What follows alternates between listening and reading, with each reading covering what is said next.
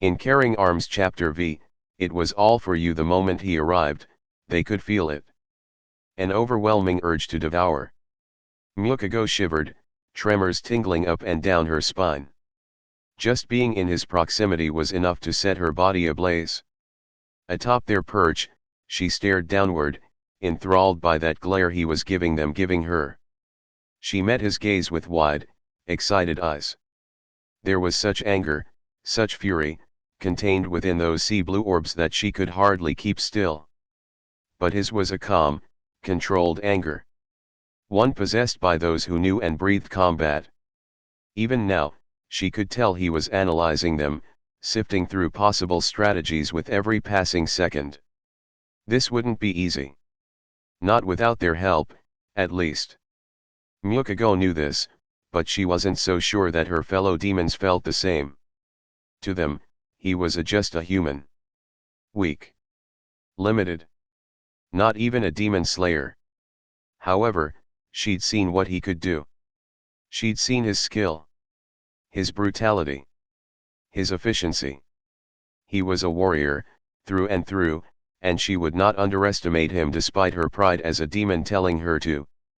Kamino was shaking next to her. He was panting and drooling and sweating. His physical reaction was far more apparent than hers. He sniffed the air long and hard, breathing in the scent of their golden-haired target. He could hardly control himself, could hardly keep his claws and fangs from lengthening. The roof began to harden around him, transmuted into a dense, crystal-like substance. His blood demon art. A simple, yet practical ability. Incredible, Rokuro finally said. He too had succumbed to the blond man's presence. His eyes were wide, and strands of saliva leaked from each corner of his mouth. How embarrassing. He wiped the drool away, shocked that a single human could elicit such a response from him. No one, not even those with Mareki blood, ever had him trembling and shivering with bloodlust.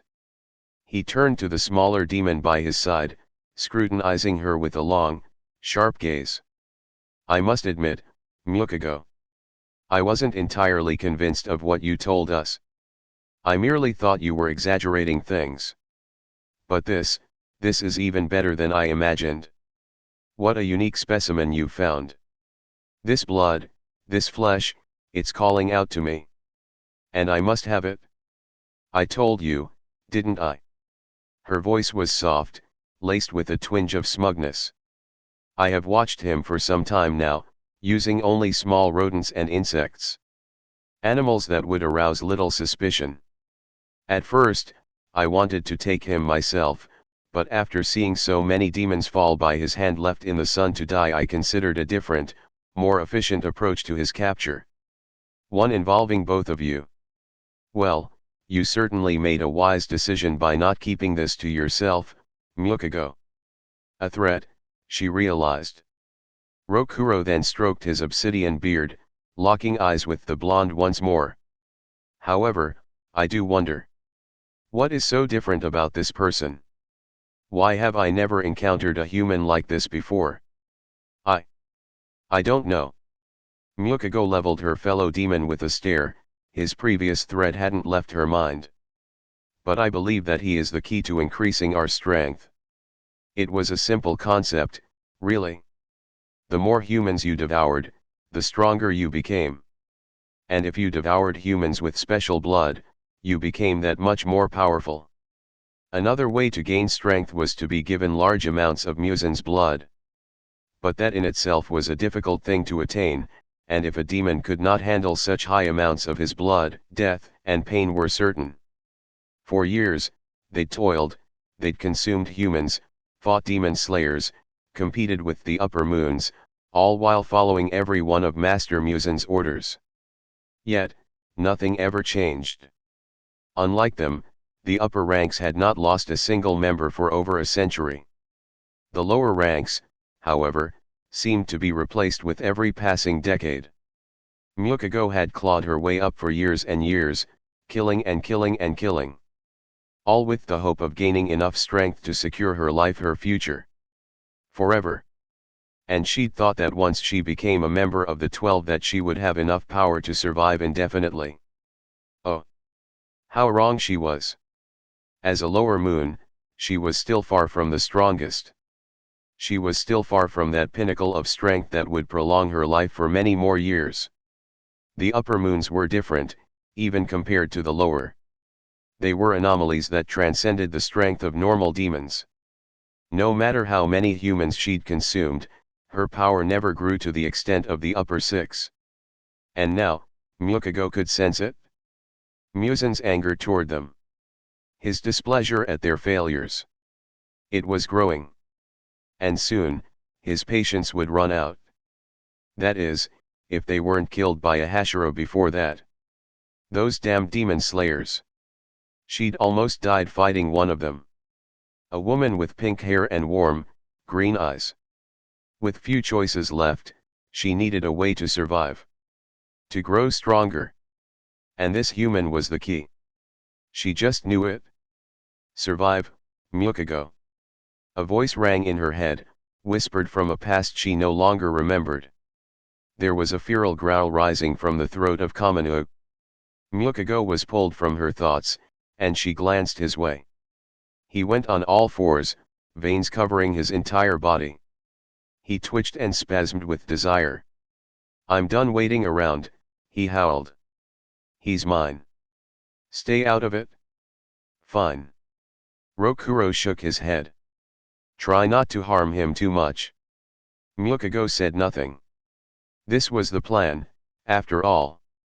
A test run. A way to see just how well he would fare against the weakest of the lower moons. If her observations were correct, then she and Rokuro would need to get involved.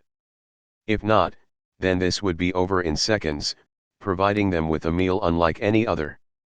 The crystal-like substance erupted next to Kamanu, forming into a spear. He grinned hungrily as his gaze settled on the man below them. He grabbed his newly made weapon, twirling it with impressive expertise. Mukego directed her animals to encircle their foes, ensuring a tactical advantage. Just as Kamanu made his move, Mukego finally took notice of the orange-haired woman standing beside their target. Her eyes grew wide, horns sparking with intrigue. A demon? Naruto gazed up at all three of them, eyes narrowing to slits. He studied them carefully, taking in the appearance of each demon. He considered the way they stood, their postures, their expressions, painstakingly considering what actions to take against them. He was no coward, mind you. Naruto was fully confident in his abilities, but he would not be arrogant. Every threat had to be taken seriously, lest he falter and fall prey to the unknown capabilities of these beings. Demons were powerful, no doubt, but compared to the people he had faced back home, they barely scratched the surface of what was considered extremely dangerous in the elemental nations. At least, the average demon.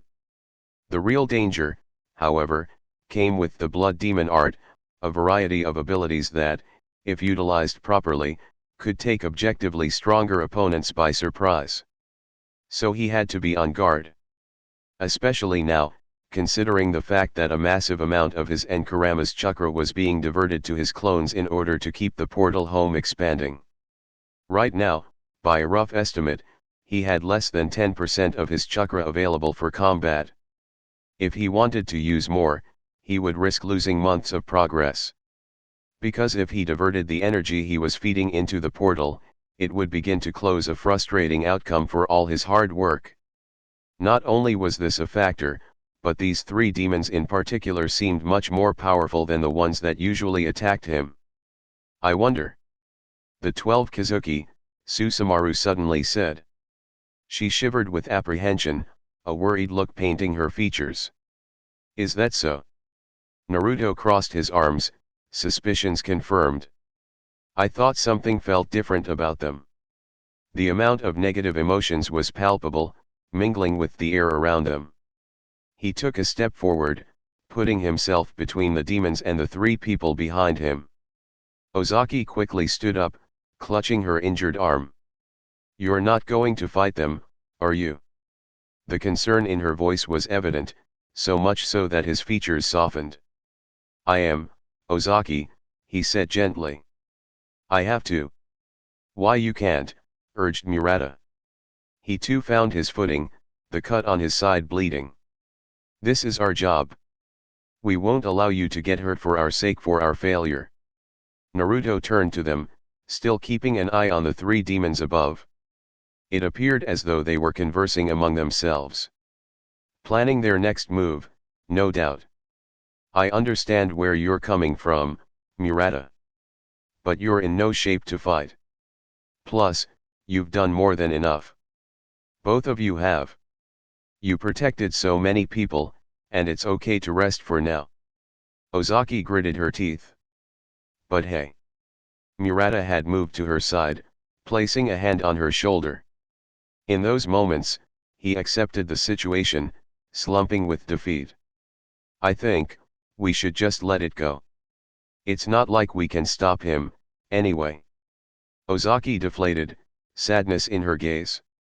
But she didn't protest, calmed by Murata's gentle touch. "Thanks, Murata," Naruto said. He pulled out two kunai from a holster. "No matter what happens to me, I want both of you to get to safety." His chakra flared to life, filling the air with an energy foreign to this world. Behind him, all three of his companions froze. Ozaki's eyes were wide. Murata's legs quivered. And a chill ran down Susumaru's spine. To them, it felt strange. Like tiny needles prickling against their skin. Like the sensation of snow against exposed flesh. It was subtle, but also bold. Alive, but lacking sapience. This energy flowed from the core of Naruto's being, bringing with it a wave of feelings they could not describe. An otherworldly feeling. "Susumaru," Naruto said. His voice pulled her from her trance. "Protect Ozaki and Murata. No matter what." She nodded firmly, taking a defensive stance in front of the two injured slayers. By now, the demon bears, dogs, and birds not beheaded by a Nichiren blade began to rise, their wounds healing after an extended period of time. "I wish I could give you my sword," said Ozaki. "But mine's chipped so badly it's basically unusable." Murata frowned, inspecting his blade. "Damn. So is mine." Naruto grinned. "No worries, you two. I have my own ways of dealing with demons. 1. Injure them continuously until sunrise came. 2. Immobilize them, then leave them in the sun. Or option 3, use a Raisin Shuriken, destroying every cell in their body, rendering them unable to regenerate." Perhaps not the most efficient way of handling it, but it was his way of doing so. But of course, option 3 wasn't something he wanted to attempt, especially around such a populated area. Even so, his Raisin Shuriken theory was an untested one. Because he didn't know how far a demon's regeneration went. Was it strictly cellular, or something entirely different? Still, Susumaru remained worried for his sake. That apprehensive look hadn't left her features since this ordeal began. Naruto was strong. She knew this. But against 3 of the 12? Surely, even he would struggle. Should they retreat? She didn't know. Susumaru glanced upward. Her eyes narrowed to slits. The 3 lower ranks had yet to leave their perch. Instead, they were all staring at them, clearly focused on one person. Naruto. Everything clicked in that moment. These attacks. The hungry looks in their eyes. They were after Naruto, of course. They were after his flesh and blood. Just like that day when she'd first met him, intent on eating him. A cold sweat fell down her brow, and a feeling of guilt washed over her. Because she'd been like them, so full of hunger for human flesh that she would do whatever it took to get it. Before she could voice her concern, Naruto asked, "Do you know their abilities?" "I don't. I've never even met them." Susumaru frowned deeply, disappointed that she couldn't be of help. "And some of these members seem new," she whispered. Sorry. Naruto nudged her gently, smiling. It's alright. I just have to be a bit more careful, then. Above, something was forming in the hands of one of the demons. It was a crystal-like substance, transformed into a spear. The demon grabbed it, stepping forward. 5 more spears formed above him, floating. Kamino stretched out his hands, and all 3 spears shot forward, breaking the sound barrier as they raced toward them. Naruto grimaced, eyes tracking the projectiles careening through the air. A pulse of chakra flooded his body. The ground shattered beneath his feet. Naruto moved in a blur speed, tearing forward like a rocket. He flew through a series of hand signs, molding chakra for his first technique. Air bullet. He exhaled a compressed gust of wind that threw all 5 crystal spears off their trajectory. Then, Kamino met him on the street below. Naruto weaved past a mighty swing, tossing a wind-imbued kunai through the demon's neck. It was like a knife through butter. Blood splattered from the sudden wound, a gaping hole left in his throat. Shock gripped the demon, eyes widening, even as his injury began to heal. Naruto advanced forward, a heavy fist careening into the demon's skull. A notable crack echoed around him as his temple was broken to pieces. Kamino growled, teeth gritting in rage and pain. The 5 spears from earlier returned, controlled by his will. They soared through the air, whizzing about as they flew toward Naruto like heat-seeking missiles. He dodged every spear that came his way, undeterred by the demon's predictable attacks. He'd end this, now. In that moment, a sphere came to life above his palm. It glowed in the darkened city street, spinning, and spinning as it grew. This one was larger than normal, but not to the extent of an Otama Raise-Non. Still, it would deal great damage if landed properly. Kamino looked on, surprised yet fascinated. Obviously, he had never seen a human produce something quiet like this. So, Naruto took this opportunity. With that instance of hesitation, he shot forward. He appeared before the shocked demon, thrusting the Raise-Non into his chest. A shock wave exploded around him, cracking nearby windows and street lamps. Kamino's mouth opened in a horrified scream, features contorting with agony. The Raise-Non drilled and drilled, tearing his flesh apart, shattering his ribs, and turning his torso into mangled flesh. Another shock wave expanded outward, launching the howling demon into an empty building. He broke through its walls. Wood splintered and cracked beneath the force of the Raise-Non. The building groaned, then collapsed in on itself. A cloud of dust filled the street, and Kamino's screams finally died down until no sound was left. There was silence. Utter silence. Both from the 3 behind him and the demon still observing from above. Naruto then glared upward, almost as if to say, "You're next." "That fool," Rokuro hissed. He was far too overconfident. Mukiko tilted her head, and she halted her animal's advancement. What just happened? It was all she could think. She looked on, perplexed. The fight had ended in less than a minute. And that strange orb of energy he had produced, what was that?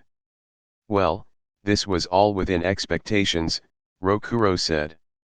A wraith of darkness began to rise around him, like shadows coming to life from the ground.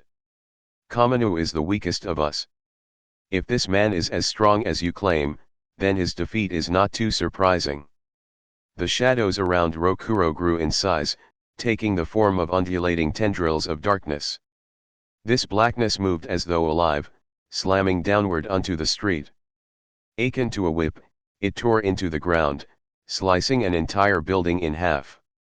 "I thought we wouldn't make too much of a scene," whispered Mukiko, annoyed by the increasing destruction. They'd already done enough to draw unwanted attention. Rokuro chuckled. "Oh, right. I nearly forgot." His shadow retreated to a tamer form. And as the dust of his attack cleared, Naruto could be seen protecting his 3 companions with what appeared to be a rotating wall of air. Suddenly, A frustrated howl tore through the silent night. Kamino pulled himself from the rubble his body had formed, limping with both hands nursing his chest. His clothes were ruined, and the crater in his torso was still healing much slower than normal, it seemed. He screamed, "It hurts. It hurts. What did you do to me, you bastard?" The blonde replied with a kick that sent Kamino flying back toward the rooftop. Reacting quickly, Rokuro caught him before he could crash into them, using his shadow to cushion the impact of that human's leg. Such power, Rokuro mused. Sweat slid down his brow. He couldn't help it. For an instant, doubt crept into his mind. Even with 3 of them here, could they defeat this human? Of course they could, he affirmed, rejecting such pitiful thoughts. Mukago he was cut short by a blur landing on the roof in front of them. The blond man had appeared, seemingly from nowhere, twirling that same weapon with his finger. Up close, those feelings of desire exploded from within him. Rokuro could almost taste the human now standing before him. His heart pulsed in his chest, saliva flooding his mouth. Normally calm and collected, he lost all reason as his demonic drive momentarily consumed him. He stretched out both hands, calling upon his shadows once more. 6 of them, this time. They shot forward at dizzying speeds, intent on harming, but not killing, their target. But like before, that strange sphere had formed in the human's palm. Much bigger now, it destroyed Rokuro's shadows, blasting them away the instant they made contact with the spherical technique. Kamino was upon him once more, a crystal sword in his grasp. But the results were the same. He was sent flying away with a powerful punch to the stomach. And this time, Rokuro did not cushion the blow with his shadows. Instead, Kamino crashed through the roof and into the building below them. A burst of excitement soon flooded Rokuro's veins. He suddenly wanted to keep this going. He wanted to test the abilities of this strange human. He wanted to toy with him until he ran out of stamina. However, time was short, and soon, the streets would be filled with human authorities, which would only serve as a greater distraction from the mission. But in that moment, the blonde decided to speak to them.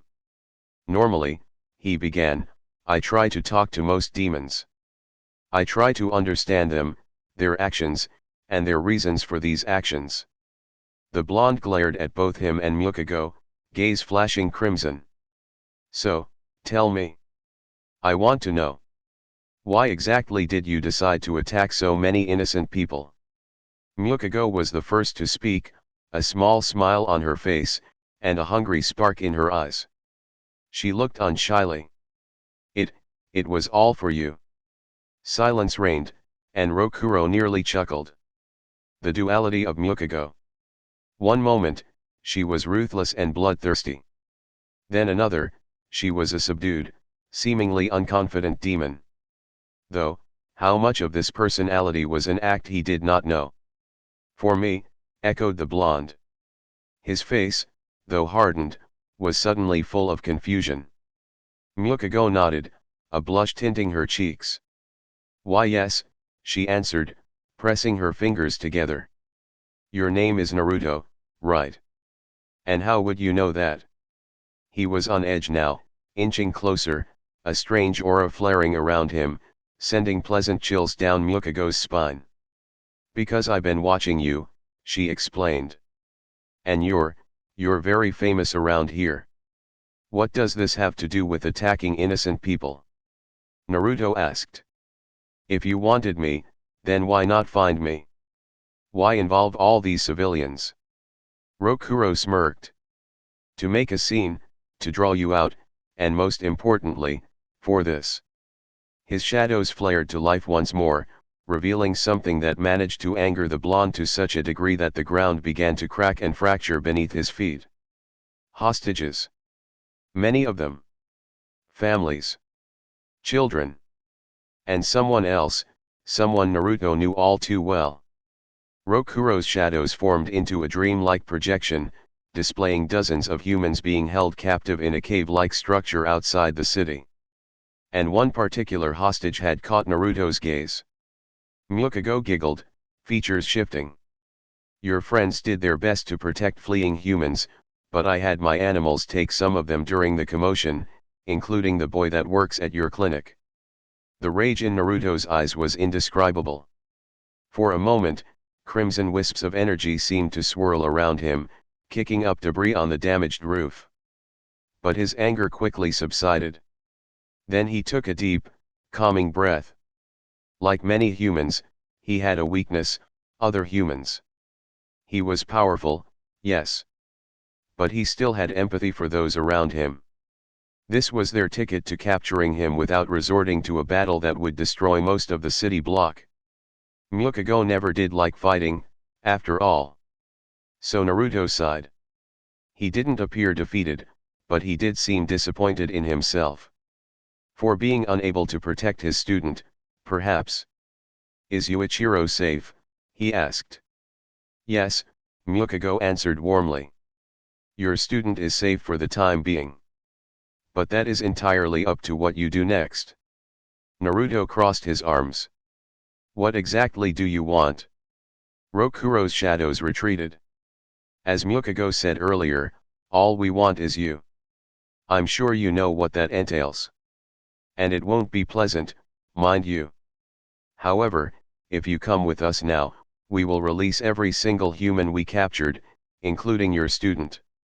If you don't, I will kill them remotely with my shadows, even from this distance, and it won't be a pleasant death for them, either. Likewise, if you take another step forward, I will also start killing them. I know it's a difficult decision to make, Myokugo spoke gently. Behind her soft voice, a sadistic aura poured from her very being. But think of all the lives you'll save if you fine. Rokuro tilted his head. That easily? You're aware of what will happen to you if you come with us, correct? Naruto shrugged. As long as you promise to release all the hostages, I'll gladly come with you. Really? Myokugo blurted out, bubbling with excitement. Her mouth watered against her will. Don't worry. We only did this to get your attention. All those other humans are worthless compared to you, Naruto. You'll release them, right? He repeated, ignoring her obvious desire to devour him. Of course, Rokuro lied. Only if you cooperate with us. Then I'm your prisoner, Naruto said. Though, to them, he didn't seem very afraid. Rokuro ignored that unsettling feeling suddenly rising in his chest. My only caveat is that you must give me evidence that you've released them. After that, you can do with me as you wish. Making demands, inquired Rokuro. Naruto pinned him with a stare.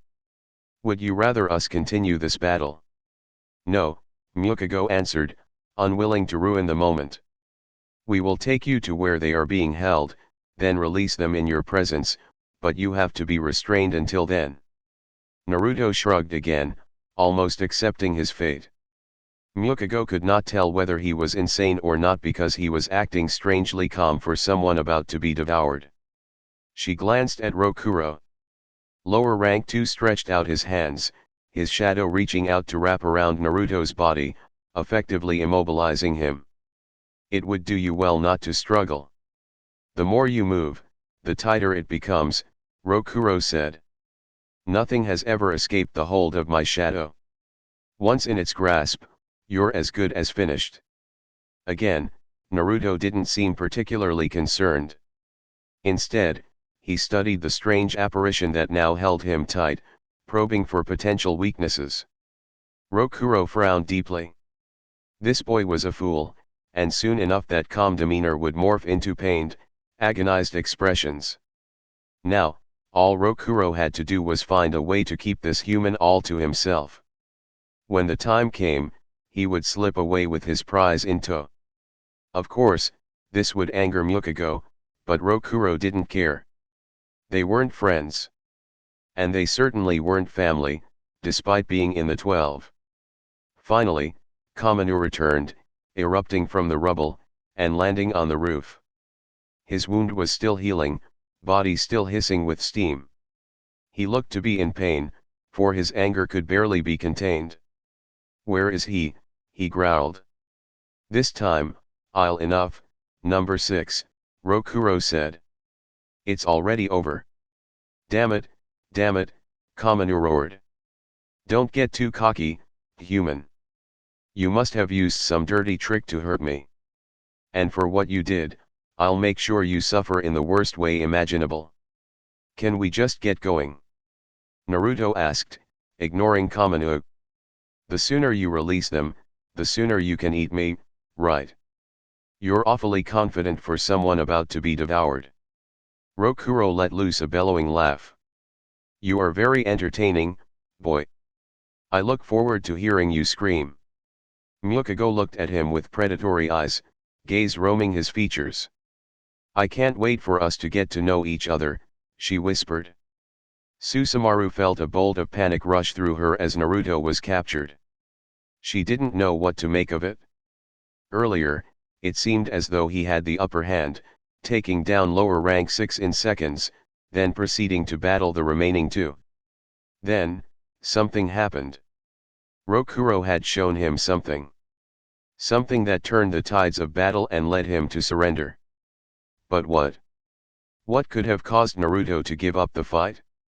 "I'm going after him," she said quickly, turning to face the demon slayers behind her.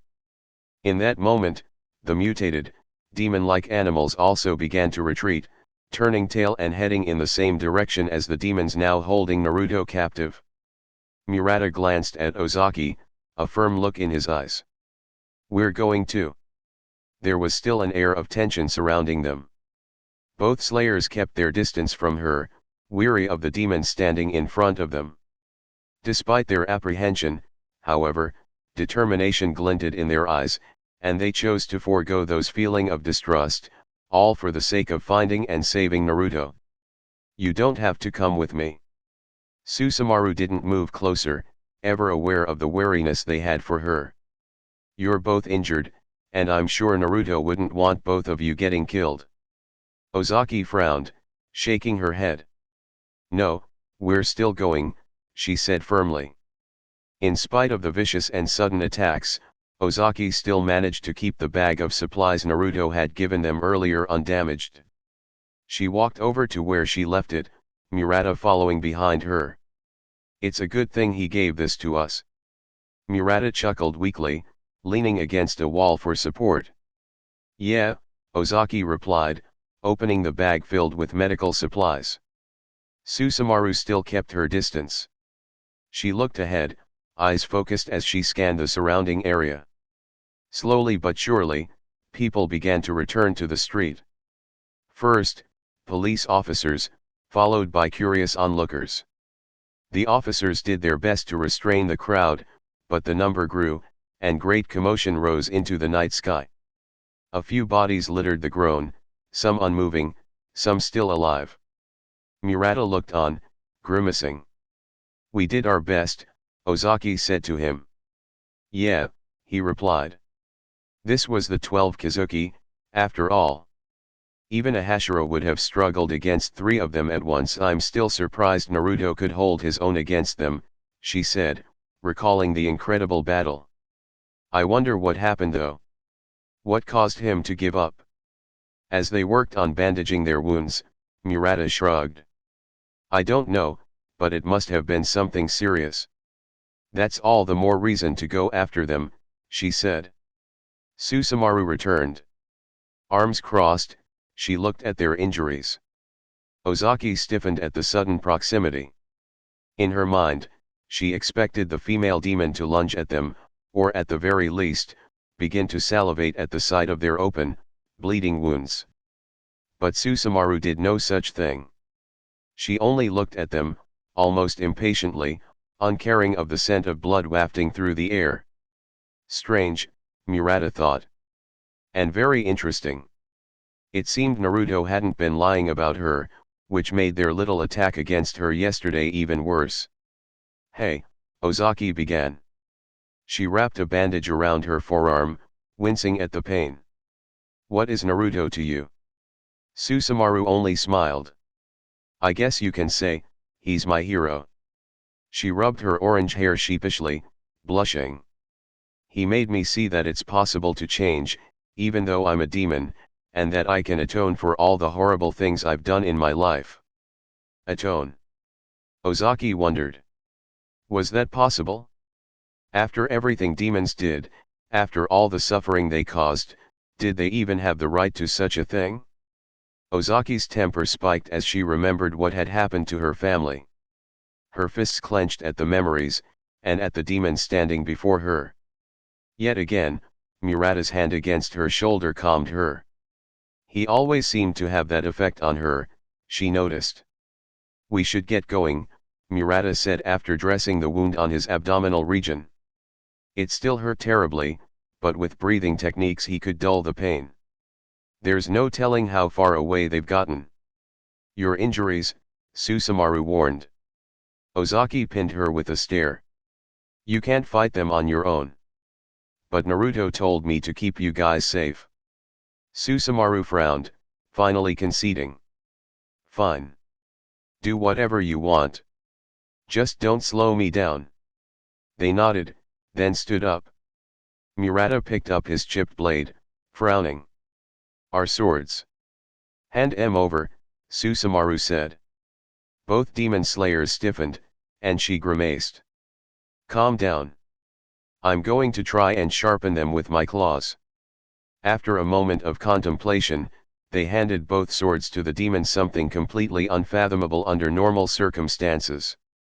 Susumaru felt a chill of fear run through her. Though the idea was hers, holding a Nichiren blade, the one weapon capable of killing her, was still nerve-wracking. Tentatively, she reached out and took them, the very ones that had severed her arms a day ago. But for Naruto's sake, she swallowed her fear at the sight of these swords. Her claws lengthened. She conjured an extra set of arms and sharpened them to the best of her ability with steel-hard claws. You can track them, right? Murata asked once she had finished with their swords. Yes, Susumaru said. A faint trace of Musen's aura still lingered in the air.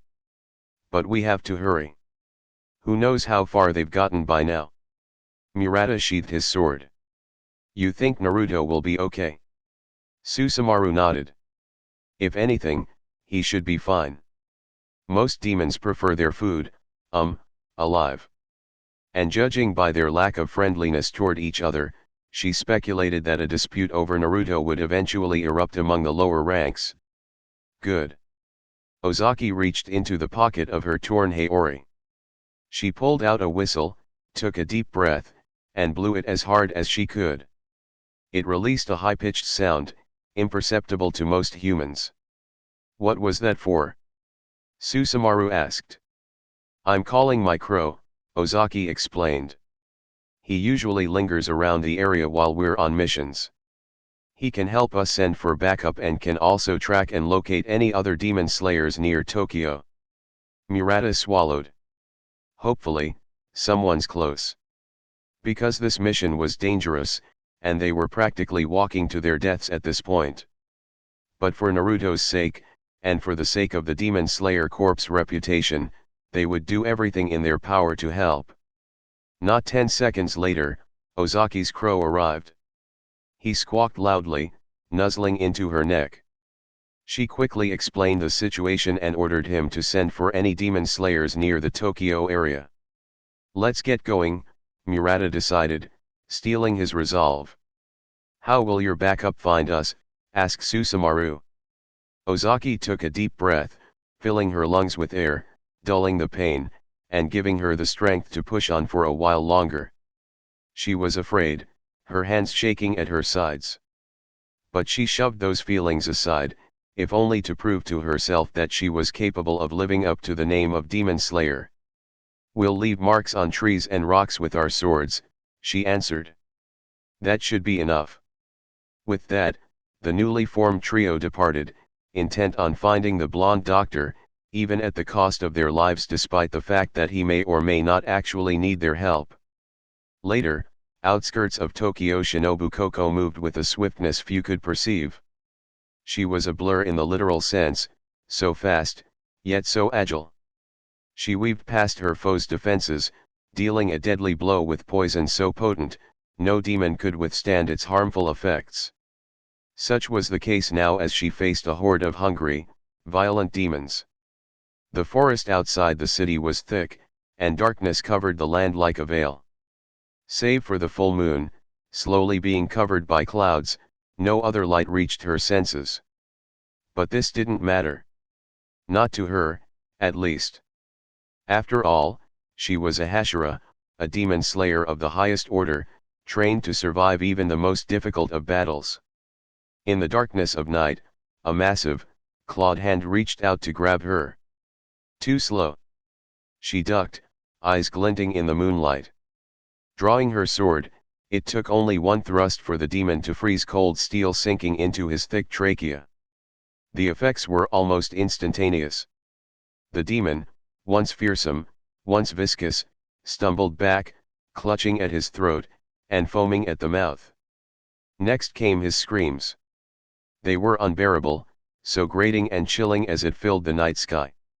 Tears rolled down his cheeks, he fell to his knees, skin bubbling as the poison melted every organ in his body. His pain did not end there, however, because blood pooled in his eyes and fountained from his open mouth, staining the grass red. Finally, he collapsed to the ground, he writhed and twitched, her poison disintegrated every internal structure, from his bones, to the very cells of his body. Please, he choked out. Make it stop. Make it stop. Shinobu approached the weeping demon. She regarded him with a kind, yet cruel smile. Her eyes were devoid of emotion, despite her warm disposition. Oh my, she expressed, feigning alarm. Perhaps I used the wrong poison. You want the pain to stop? Is that what you said? He choked on his blood, why yes. Shinobu stroked her chin in thought, head tilted. All right, then. I suppose I'll end your suffering. Please. But only on one condition, she remarked, smiling brightly. Anything, he spoke, tremors of agony racking his decaying body. You must first restore all the humans you've killed since becoming a demon, Shinobu said sweetly. Only then will the pain end. The demon gritted his teeth. But that's impossible. Oh. She hummed, then shrugged. Then I'm afraid I can't help you. She walked away, leaving a screaming demon behind. Around her, 10 bodies also began to burn away. They were replicas of the one demon she had just lethally poisoned, and with the original slowly dying, the rest began to perish as well, fading into the night. Just ahead, Kaneo, her Tsugyuko, concluded her fight with 3 of the doppelgangers as they finally collapsed in a heap, writhing as they felt the same pain of the original. A sheen of sweat covered her student's brow, but her features remained blank, even with the exertion of battle. Good work. Shinobu announced cheerfully, making her way to her Tsugyuko. You held your own against 3 of them. I'm impressed. Despite the praise, Kaneo said nothing. She only nodded, her expression unchanged. Shinobu thought nothing of it. Instead, she pulled out a map. Using a pencil, she documented the status of her mission, marking all the areas she had cleansed of demons. It was a long, hard mission, but this was the last town located just outside Tokyo. We have some time to rest, said Shinobu, putting the map away. She began walking through the forest, and Kaneo followed suit, sheathing her katana. Tokyo's close. Only about 30 kilometers away. Maybe we should stop there for medical supplies. Kaneo remained silent, listening, but unresponsive. Shinobu kept moving. I've never taken you there, have I? Finally, a response, Kaneo shook her head. The older demon slayer paused, and so did her subordinate. Do you want us to go, she inquired, leaving the choice to the young girl. It's up to you. This time, Kaneo looked conflicted. Her lips tremored, then became still. She reached into her uniform and pulled out a coin, proceeding to flip it once. For the first time, Shinobu frowned, her calm demeanor broken as she observed Kaneo's little ritual. It was tails, so Kaneo silently shook her head. Shinobu resisted the urge to sigh, her worry for this girl growing. "All right," the Hashira said, "I suppose we'll just head back to head cart." She was cut short by the distinct sound of a crow. It squawked loudly, more so than any crow she had ever heard. And it wasn't her own Kazhigai crow, either. This crow was someone else's, and it did not land, choosing to circle above them 3 times, before speaking. "Emergency! Emergency!" it bellowed. 3 members of the 12 Kazuki have attacked Nerima, Tokyo, and are now on the move. All available demon slayers head north, immediately. It was gone in a matter of seconds, most likely to inform any more demon slayers nearby of the situation. My. How interesting," said Shinobu. In spite of the news, her voice did not betray her personal feelings. "Change of plans, Kaneo." The girl only nodded, ever ready to follow any order. "It seems we're going toward the city after all," the Hashira supplied. With her speed, she could make it to Tokyo in no time. But Shinobu would be lying if she said wasn't concerned. As a Hashira, she was confident in her skills with the sword. She felt capable enough to fight any member of the 12 Kazuki. But 3 at once? That was unheard of, even if they were lower moons, which the crow didn't specify. No matter, Shinobu thought. This was her duty. She had to go. Even if the odds weren't her favor, she would always find a way to prevail. End.